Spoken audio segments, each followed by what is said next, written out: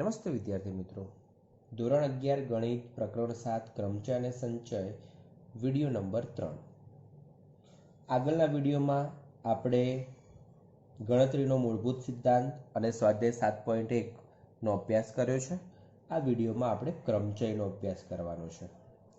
હવે ક્રમચયનો મતલબ શું? તો મિત્રો પહેલા એક ઉદાહરણ તમને આપું છું. ધારો કે આપણી પાસે 0 થી 9 સુધીના અંકો છે, તો કુલ 10 અંકો થયા. એ 10 અંકોનો ઉપયોગ કરીને, અથવા ચલો આપણે અહીંયા 0ની જગ્યાએ 1 લઈ લઈએ. 1 થી 9 સુધીના કુલ 9 અંકો થયા. એ 9 અંકોનો ઉપયોગ કરીને આપણે ધારો કે 4 અંકની પુનરાવર્તન સિવાયની સંખ્યાઓ બનાવવી છે. શું? 4 અંકની પુનરાવર્તન સિવાયની સંખ્યાઓ. તો પહેલા ખાનું 9 પ્રકારે, બીજું ખાનું 8 પ્રકારે, ત્રીજું ખાનું 7 પ્રકારે અને ચોથું ખાનું 6 પ્રકારે ભરી શકાય. એનો મતલબ 9 × 8 × 7 × 6 અને એમ કરીને એનો જવાબ આપણને મળે. કુલ જે અહીંયા જવાબ મળે છે એટલી જુદી જુદી સંખ્યાઓ આપણને મળી શકે. બરાબર. પરંતુ મિત્રો અહીંયા ટોટલ કેટલી સંખ્યાઓ છે? 9 સંખ્યાઓ છે. કેટલા સ્થાન છે? 4 સ્થાન છે. 9 સંખ્યાઓ છે એટલે 9 અંકો છે અને 4 સ્થાન છે. હવે 9 અંકોને 4 સ્થાનમાં ભરવા હોય તો જોજો, ટોટલ 9 અંકો હતા, તો 9 થી શરૂ કરીને ક્રમિક નાની સંખ્યાઓ કેટલી? 4 સંખ્યાઓનો ગુણાકાર કરવો પડે. ફરીથી, જેટલા કુલ અંકો છે એ અંકોને આધારે અહીંયા જેટલા અંકની સંખ્યા બનાવવાની છે, મતલબ જેટલા સ્થાન છે એ પ્રમાણે અંકોની સંખ્યાને ક્રમશઃ નાના નાના સ્વરૂપે લખતા જઈને જેટલા સ્થાન છે એટલા અંક સ્વરૂપે લખવાનું છે. એમનો ગુણાકાર કરીએ એ જ આપણો જવાબ થાય. બરાબર. હવે આ રીતે આપણે કોઈ પણ મૂળાક્ષરો માટે પણ વિચારી શકીએ છીએ. તો સામાન્ય રીતે એમ કહીશ કે ધારો કે n જુદા જુદા અંકો છે અને એમને 3 સ્થાન પર ગોઠવણી કરવાની છે. તો શરૂઆત ક્યાંથી કરવાની? n અંકો છે તો n થી શરૂઆત કરવાની, ક્રમશઃ એક એક નાના. કેટલી સંખ્યાઓ લખવાની? તો 3 સ્થાન હોય તો આપણે 3 સંખ્યાઓ લખવી પડે. પહેલી, બીજી અને ત્રીજી. એમનો ગુણાકાર કરીએ તો એ આપણને જવાબ તરીકે મળે છે એમ કહેવાય. તો હવે આપણે ક્રમચય, આ વસ્તુ શું દર્શાવે છે? ક્રમચય દર્શાવે છે. તો મિત્રો આ તો ફક્ત સમજણ માટે છે. તો આપણે ક્રમચયની પહેલી વ્યાખ્યા લખી દઈએ. તો એ વ્યાખ્યા શું છે?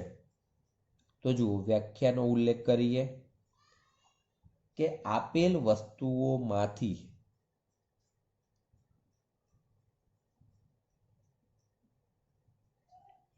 અમુક અથવા બધી વસ્તુઓની ચોક્કસ ગોઠવણી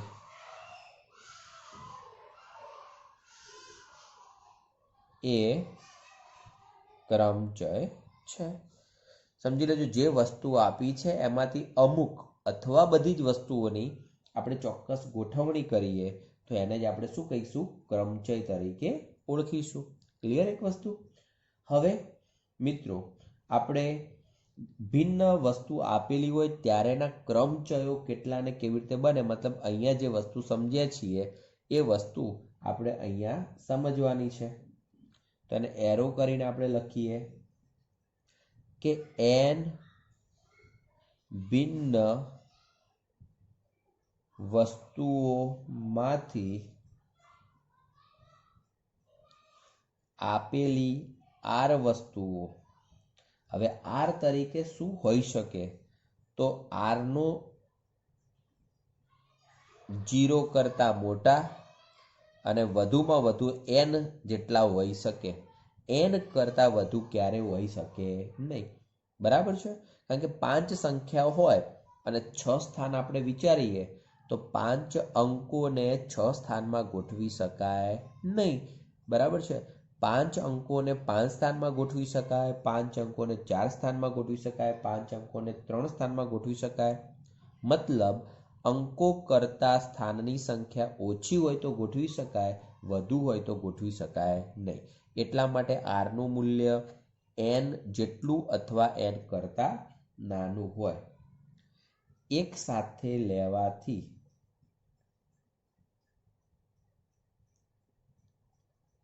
બરાબર, અહીંયા પુનરાવર્તન નથી. એક સાથે લેવાથી મળતા ક્રમચયો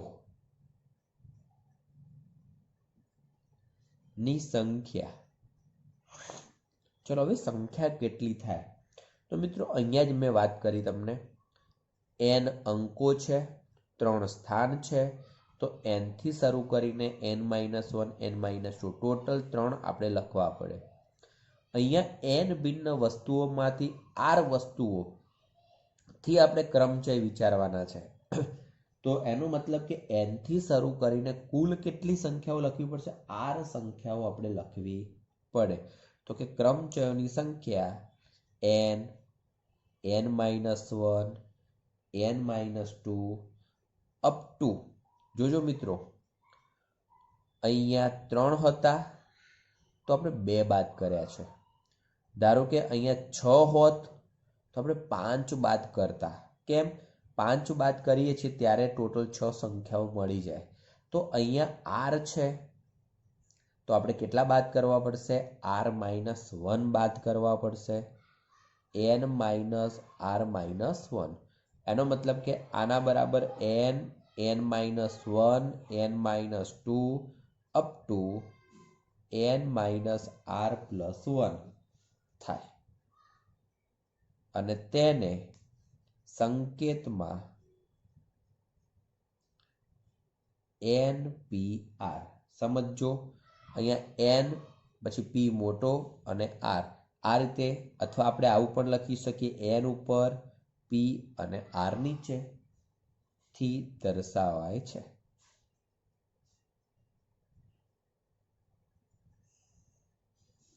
ઓકે, ટૂંકમાં n વસ્તુઓ છે, એ n વસ્તુઓમાંથી r વસ્તુઓની આપણે ગોઠવણી કરવી છે, તો એને NPR વડે દર્શાવાય.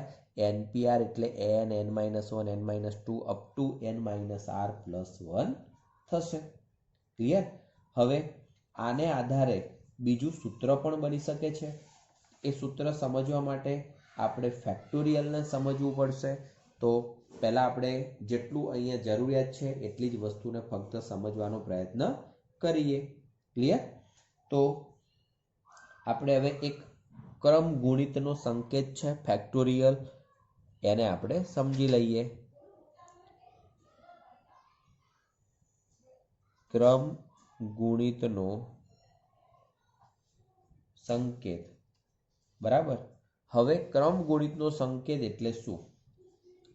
તો કે સમજી લેજો, અહીંયા n પ્રાકૃતિક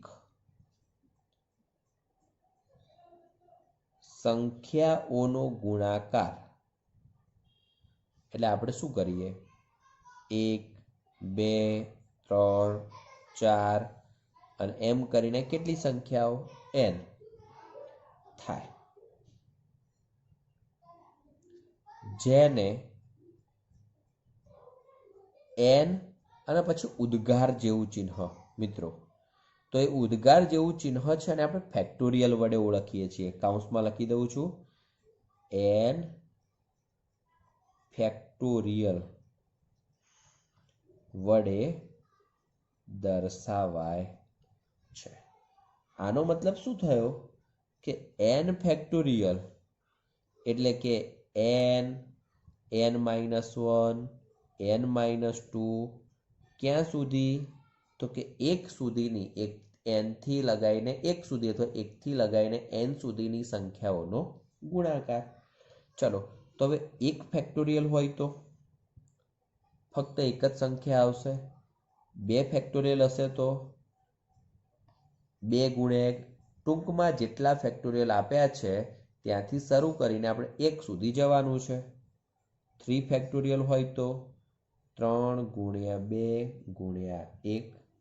4 ફેક્ટોરિયલ હોય તો 4 ગુણ્યા 3 ગુણ્યા 2 ગુણ્યા 1. બરાબર, આ પ્રમાણે આપણે ફેક્ટોરિયલ વિચારી શકીએ. તો 4 ફેક્ટોરિયલનો જવાબ આપણે કેવો હોય તો 4 3 12, 12 દુ 24. તો એનો જવાબ આપણને 24 મળે. 3 ફેક્ટોરિયલનો જવાબ કેવો હોય તો એ 6 મળે.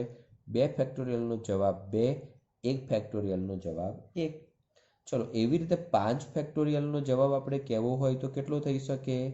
120. ક્લિયર? તો આ થઈ ક્રમ ગુણિતનો સંકેત, જેને આપણે ફેક્ટોરિયલ સંકેત વડે દર્શાવીએ છીએ. હવે મિત્રો, આ જ વસ્તુને એક અન્ય રીતે પણ આપણે લખી શકીએ. ધારો કે n ફેક્ટોરિયલ છે, અહીંયા લખેલું છે. એને મારે અન્ય રીતે લખવું હોય તો હું શું લખી શકું?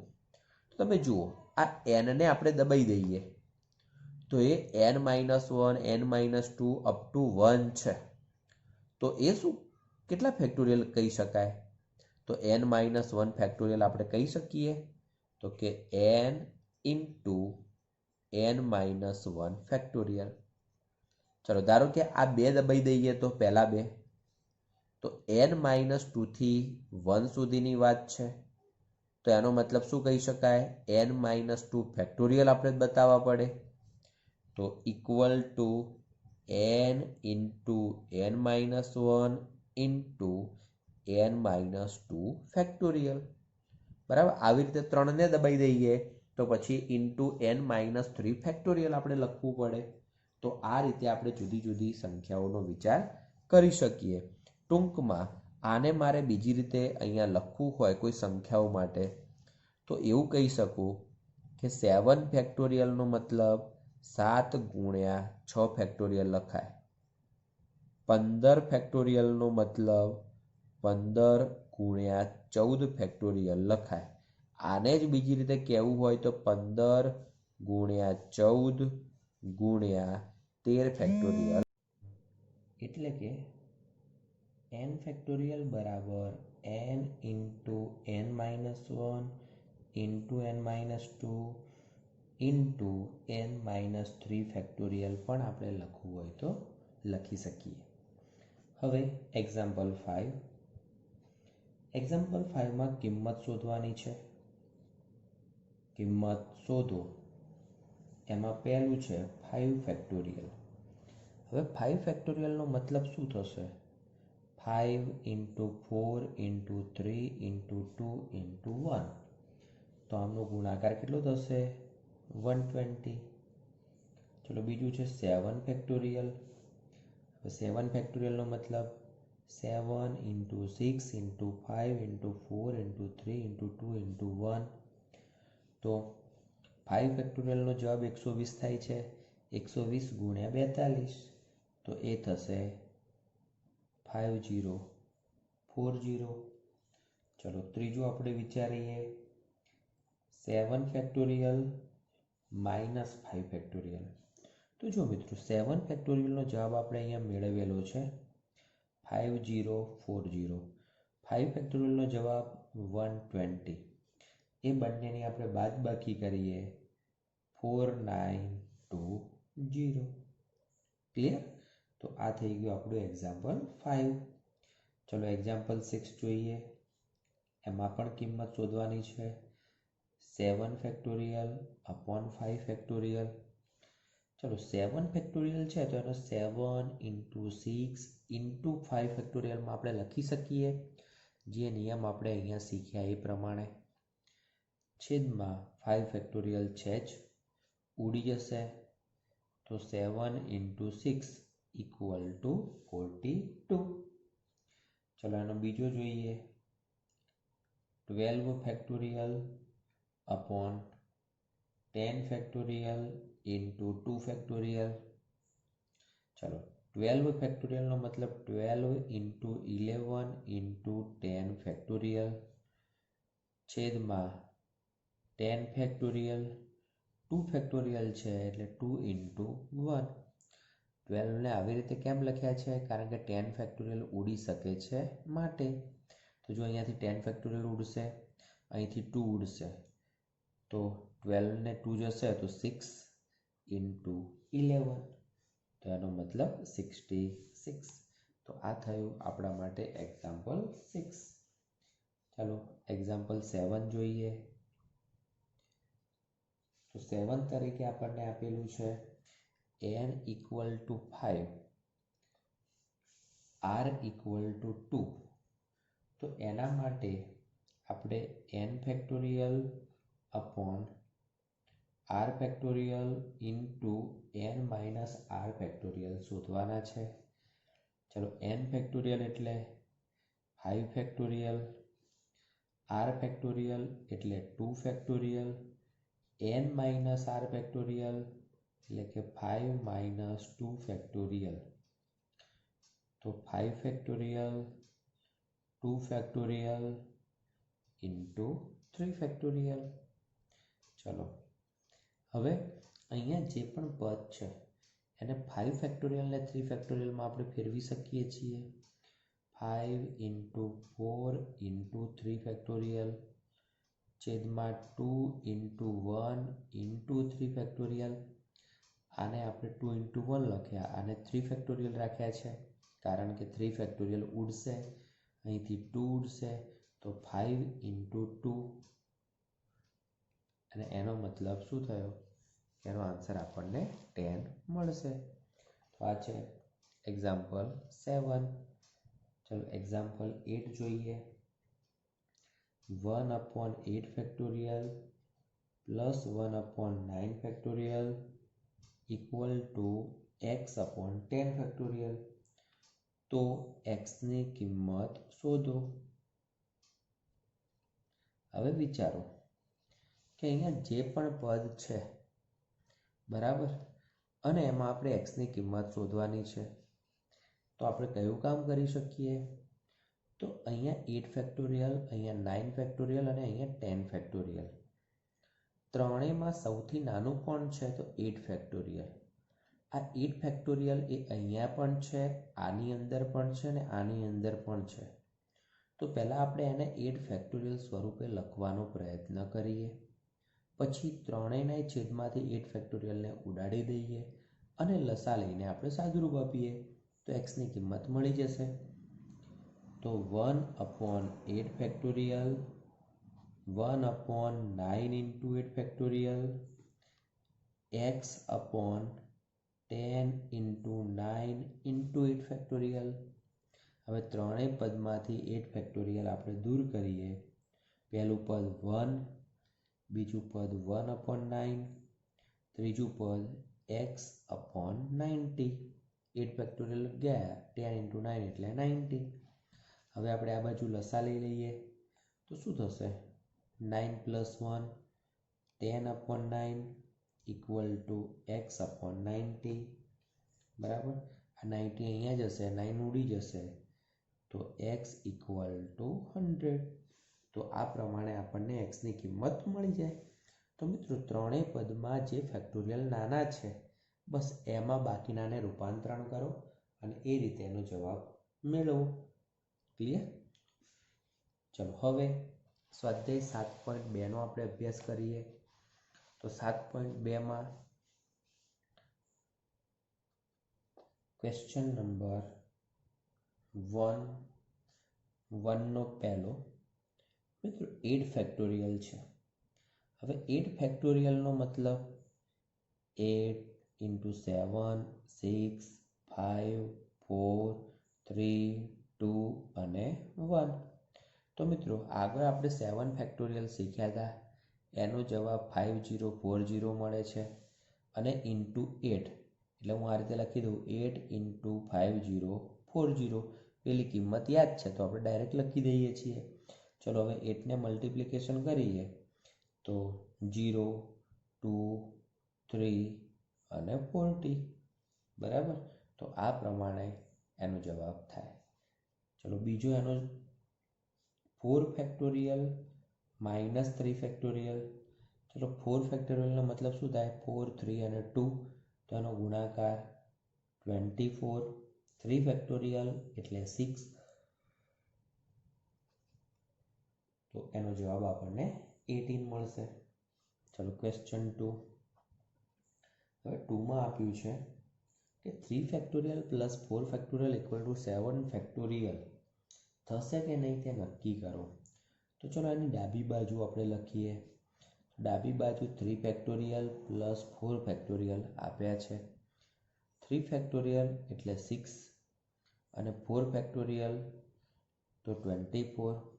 આ બંનેનો સરવાળો કરીએ તો ખરેખર કેટલા થશે? 30. ચલો એની જમણી બાજુ જોઈએ તો જમણી બાજુ તરીકે 7 ફેક્ટોરિયલ છે. હવે 7 ફેક્ટોરિયલ એટલે કે 7, 6, 5, 4, 3, 2 અને 1, તો એનો જવાબ આપણને મળશે 5040. શું ડાબી બાજુ અને જમણી બાજુ સરખી છે? તો કે નથી. તો માટે ડાબા નોટ ઇક્વલ ટુ જબા. માટે 3 factorial plus 4 factorial does not equal to 7 factorial.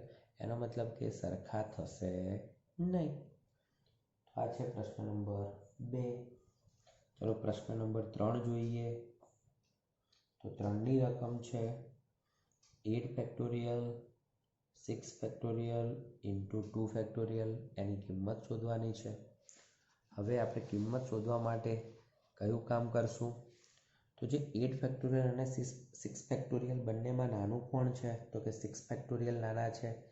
તો આને આપણે 6 ફેક્ટોરિયલમાં રૂપાંતરણ કરીશું.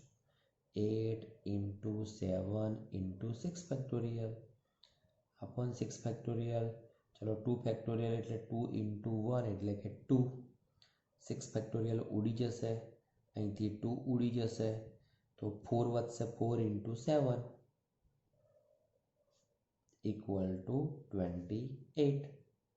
આ છે ક્વેશ્ચન નંબર 3. ચલો ક્વેશ્ચન નંબર 4 જોઈએ. 1/6 ફેક્ટોરિયલ 1/7 ફેક્ટોરિયલ અને x/8 ફેક્ટોરિયલ. ચલો ત્રણેય પદમાં નાનું કોણ છે? 6 ફેક્ટોરિયલ. તો બધાને 6 ફેક્ટોરિયલમાં આપણે રૂપાંતરણ કરીએ. 1/6 factorial 1/7 into 6 factorial x/8 into 7 into 6 factorial. ચલો ત્રણેય પદમાં 6 ફેક્ટોરિયલ સૌથી નાના છે, તો એ 6 ફેક્ટોરિયલ ત્રણેયના છેદમાંથી દૂર કરીએ. અને બીજી રીતે કહેવું હોય તો એમ કહી શકાય કે આ સમીકરણને 6 ફેક્ટોરિયલ વડે ગુણતા તો પણ દરેકના છેદમાંથી 6 ફેક્ટોરિયલ દૂર થઈ જશે. તો 1 પ્લસ 1/7 x/56. ચલો લસા લઈ લઈએ. તો આ બાજુ કેટલા થશે? 8/7 ઇક્વલ ટુ x/56. ચલો અહીંથી 7 ઉડી જશે, 8 અહીંયા જશે, તો x ઇક્વલ ટુ 64. ઓકે. ચાલો ક્વેશ્ચન નંબર 5. ક્વેશ્ચન 5માં પહેલો જોઈએ. n તરીકે 6, r તરીકે 2, અને તો આપણે શોધવાના છે n factorial upon n minus r factorial. ચલો n ફેક્ટોરિયલ એટલે 6 ફેક્ટોરિયલ, n માઇનસ r એટલે 6 માઇનસ 2 ફેક્ટોરિયલ. ચલો 6 ફેક્ટોરિયલ અપોન 4 ફેક્ટોરિયલ. 6 ફેક્ટોરિયલ એટલે શું થશે? 6 ઇન્ટુ 5 ઇન્ટુ 4 ફેક્ટોરિયલ અને છેદમાં 4 ફેક્ટોરિયલ. કારણ કે બંનેમાં નાના 4 ફેક્ટોરિયલ છે, તો મોટાને આપણે 4 ફેક્ટોરિયલ સ્વરૂપે ફેરવીએ છીએ. બરાબર. 4 ફેક્ટોરિયલ ઉડી જશે, વધશે કોણ? 6 ઇન્ટુ 5 મતલબ કે 30. ચલો એવી જ રીતે એનો જે બીજો છે એ વિચારીએ. n ઇક્વલ ટુ 9 અને r ઇક્વલ ટુ 5. તો આપણે ડાયરેક્ટ આ પદ લખું છું, તો માટે 9 ફેક્ટોરિયલ અને 9 માઇનસ 5 ફેક્ટોરિયલ, ચાલો 9 ફેક્ટોરિયલ અપોન 4 ફેક્ટોરિયલ, તો શું લખાય 9 into 8 into 7 into 6 into 5 into 4 factorial upon 4 factorial. ચાલો 4 ફેક્ટોરિયલ કેન્સલ થશે, બરાબર. અને બાકી જે પદ વધ્યું છે એને ચલો આપણે આ બાજુ લખી દઈએ છીએ, તો equal to 9 into 8 into 7 into 6 into 5. ચલો હવે આનો જવાબ જે થતો હોય એ આપણે લખી શકીએ. એનો મતલબ કે 7.2ની અંદર એનો જવાબ કેટલો થશે 15120. આનો તમે ગુણાકાર કરશો તો આપણને એનો જવાબ આટલો મળશે. તો મિત્રો આ છે આપણું સ્વાધ્યાય 7.2. તો આ વિડીયોમાં આપણે 7.2 સુધીનો જ અભ્યાસ કરીએ છીએ. હવે પછીના નેક્સ્ટ વિડીયોમાં આપણે આગળનું NPRના સૂત્રની પ્રાપ્તિ અને એ ટોપિકનો ક્રમચયની સંખ્યાનો ટોપિક એનો આપણે અભ્યાસ કરીશું. Thank you. જય હિન્દ, જય ભારત.